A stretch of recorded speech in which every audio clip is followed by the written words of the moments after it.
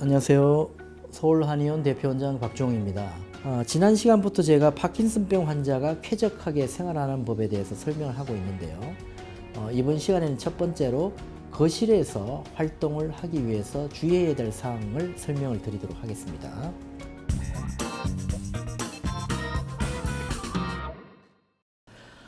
우선 그 바닥에 깔개나 카펫이 있다면 치우는 것이 좋습니다.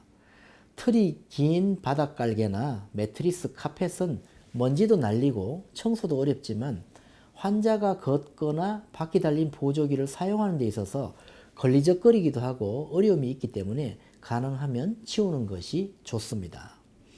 그리고 거실에 소파를 둔다면 파킨슨병 환자들은 일어서고 앉는 것이 편하도록 반드시 팔걸이가 있는 것이 좋습니다. 같은 이유로 소파 매트리스 역시 엉덩이 부분이 푹 꺼지는 푹신한 종류보다는 다소 단단한 편이 좋습니다. 왜냐하면 짚고 일어설 때 안정감을 주기 때문입니다. 그런 점에서 본다면 천으로 된 패브릭 소파보다는 천연 가죽이나 인조 가죽으로 된 제품이 단단하기 때문에 파킨슨병 환자가 일어서고 앉는데 더욱 편리하다고 볼 수 있습니다. 그리고 의자는 팔걸이가 있고 딱딱한 재질로 된 것이 좋습니다. 특히 옷을 입을 때 앉아서 입게 되면 넘어질 위험을 줄여주어서 도움이 되기 때문입니다. 하지만 높이가 너무 낮은 의자에서는 일어나는 것 자체가 어려우므로 이런 의자는 피하도록 하는 것이 좋습니다. 그리고 두 번째로 침대와 의자 고르기에 대해서 설명을 드리겠습니다. 침대나 의자는 실제 사용했을 때의 느낌을 살펴서 고르는 것이 좋은데요.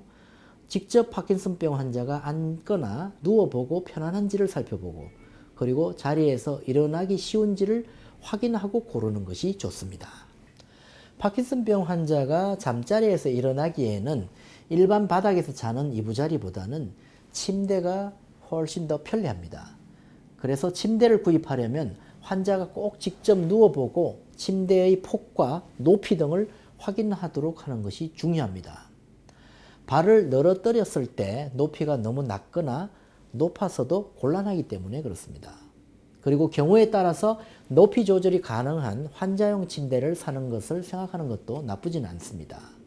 왜냐하면 자리에서 일어나기도 편하고 또 여러모로 환자가 일상생활을 하기에 편리하기 때문에 그렇습니다. 아니라면 이런 기능이 들어있는 침대를 구입하는 것도 좋습니다.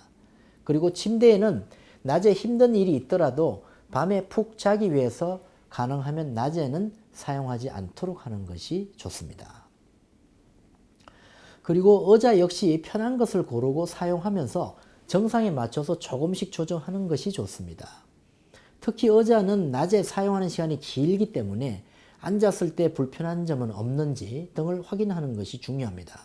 이때 주의할 점은 앉기 편하고 마음에 드는 의자가 하나밖에 없으면 언제나 같은 자리에 앉아서 같은 자세로 생활하게 된다는 점입니다.